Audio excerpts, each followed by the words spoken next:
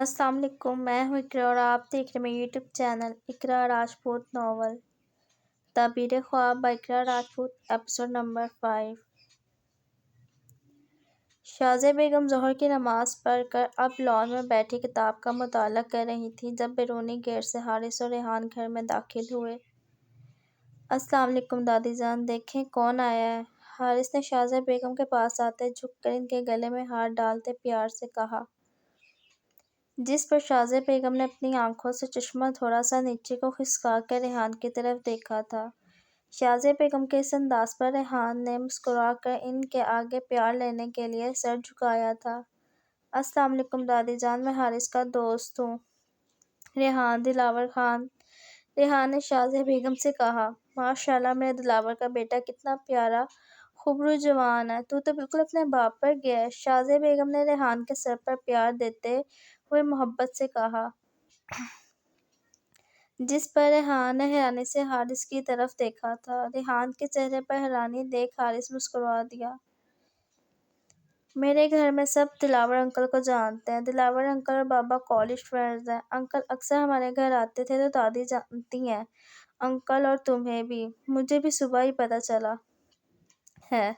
حارث نے مسکراتے ریحان کو ساری بات سے آگاہ کیا تھا، جس پر ریحان حارث کے اس حیران کن انکشاف پر پہلے تو حیران ہوا پھر خوشی سے مسکرا دیا۔ اچھا، مجھے نہیں پتہ تھا۔ ریحان نے حیرانی اور خوشی کے ملے جلے تاثرات لیے کہا، تو مجھے کون سا پتہ تھا، آج بابا کو تمہارے بارے میں بتایا تو پتہ چلا۔ حارث نے مسکرا کر کہا، اچھا بچوں چلو اندر چلو، باتیں تو ہوتی رہیں گی۔ شازیہ بیگم نے اپنی کرسی سے اٹھتے اندر کی طرف بڑھتے ہوئے ان دونوں سے کہا، جس پر ان دونوں نے بھی شازیہ بیگم کی پیروی کی تھی۔ وہ دونوں جب شازیہ بیگم کے ساتھ لاؤنج میں آئے تو رخسار بیگم کچن میں کھانا بنا رہی تھی اور ہنا ان کی مدد کروا رہی تھی۔ امی، حارث نے رخسار بیگم کو آواز دی۔ ارے کیا ہو گیا، کیوں آوازیں دے رہے ہو؟ رخسار بیگم نے کچن سے آتے ہوئے کہا، جب ان کی نظر سامنے حارث کے ساتھ کھڑے ریحان پر گئی۔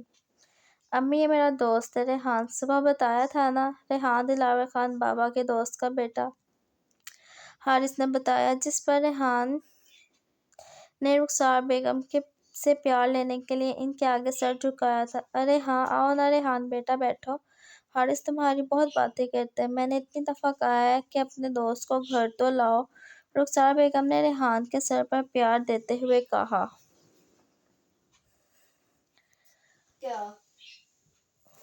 امی میں نے بہت دفعہ کہا تھا اس سے کہ آؤ، لیکن اسے اپنے کاموں سے فرصت ہو تو آئے نا، اب بھی اپنے کام سے ہی آیا ہے۔ حارث نے ریحان کو دیکھتے ہوئے شرارت سے کہا، جس پر ریحان نے حارث کو گھورا تھا۔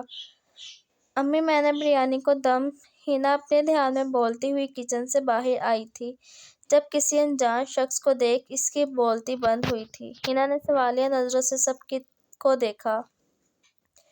ہنا، یہ میرا دوست ہے ریحان۔ حارث نے ہنا کی سوالیہ نظروں کو دیکھ ریحان کا تعارف کروایا تھا۔ السلام علیکم۔ حارث کے تعارف کروانے پر ہنا نے فوراً سے سلام کیا۔ وعلیکم السلام،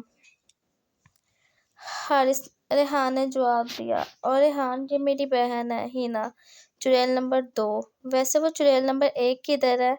حارث نے ہنا کو دیکھتے آنکھوں میں شرارت لیے چڑھانے والے انداز میں ریحان سے ہنا کا تعارف کروایا، جبکہ ہنا کے اس تعارف پر ریحان کے چہرے پر محظوظ کن مسکراہٹ آئی تھی، جس پر ہنا تلملا ہی تو گئی تھی۔ بھائی، یہ جو آپ کی چڑیل نمبر 1 ہے نا، ابھی مدرسے سے نہیں آئی، اسے آنے دو، پھر آپ کو بتائے گی چڑیل کون اور جن کی بہن کون ہے۔ حارث کے اس تعارف پر ہنا نے تلملا کر جواب دیا، جس پر ریحان اور حارث دونوں ہی مسکرا دیے۔ اچھا بس چلو، آپ دونوں فریش ہو جاؤ۔ حارث، آپ ریحان کو اس کا کمرہ دکھا دو، حارث کے بابا اور نور بھی آنے والے ہی ہوں گے۔ ہنا، تم میرے ساتھ کھانا ٹیبل پر لگوانے میں مدد کرواؤ۔ رخسار بیگم نے حارث اور ہنا کو مزید بحث پر آمادہ دیکھ فوراً سے کہا، جس پر وہ دونوں فریش ہونے چلے گئے اور ہنا بھی رخسار بیگم کے پیچھے ہی کچن کی طرف چل دی۔ سب ڈائننگ ٹیبل پر موجود دوپہر کا کھانا کھا رہے تھے، ریحان بھی ان سب کے ساتھ موجود تھا۔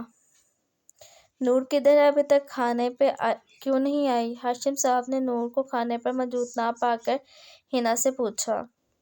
بابا ابھی تک نور مدرسے سے نہیں آئی، آج مدرسے میں میلاد تھا تو شاید اسی وجہ سے لیٹ ہو گئی ہوگی، ہنا نے جواب دیا۔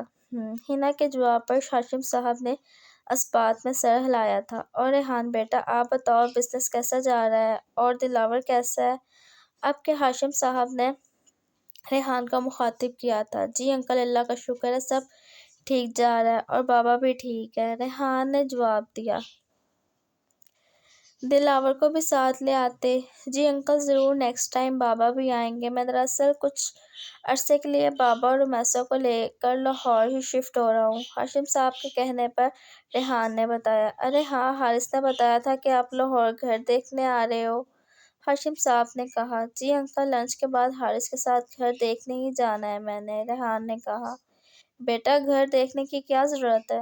انکل میں کچھ سمجھا نہیں آپ کی بات، ریحان نے ہاشم صاحب کی بات پر کچھ الجھ کر ان کی طرف دیکھا۔ بیٹا میں یہ کہہ رہا تھا کہ آپ ہمارے گھر ہی شفٹ ہو جاؤ، میرے چھوٹے بھائی حاشر آسٹریلیا میں رہتا ہے، حارث نے آپ کو اس سے تو ملوایا ہی ہوگا، تو آپ اس کے پورشن میں شفٹ ہو جاؤ، ویسے بھی وہ جب سے گیا ہے وہ پورشن خالی ہی ہے، اچھا ہوگا آپ اس پورشن میں شفٹ ہو جاؤ، ہمیں بھی خوشی ہوگی اور اس طرح اس پورشن میں بھی رونق ہو جائے گی، ہاشم صاحب نے خوش دلی سے کہا۔ انکل آپ کی بات ٹھیک ہے لیکن کچھ نہیں، تم لوگ آ کر رہو گے تو مجھے بھی بہت خوشی ہوگی اور بچی کا بھی ہنا اور نور کے ساتھ دل لگ جائے گا، اب بس اور کوئی بات نہیں، اب کی بار شازیہ بیگم نے کہا، جس پر ان کے اس قدر پرخلوص انداز پر ریحان مسکرا دیا۔ اچھا ٹھیک ہے دادی جان، جیسا آپ کو مناسب لگے، ریحان نے مسکرا کر کہا۔ یہ ہوئی نا بات، اچھا تم دلاور انکل کو ابھی نہ بتانا، سرپرائز دیں گے انہیں، حارث نے ریحان سے کہا۔ اوکے، یقیناً بابا بھی بہت خوش ہوں گے، ریحان نے مسکرا کر کہا، جس پر سب کے چہروں پر پرمسرت مسکراہٹ آئی تھی۔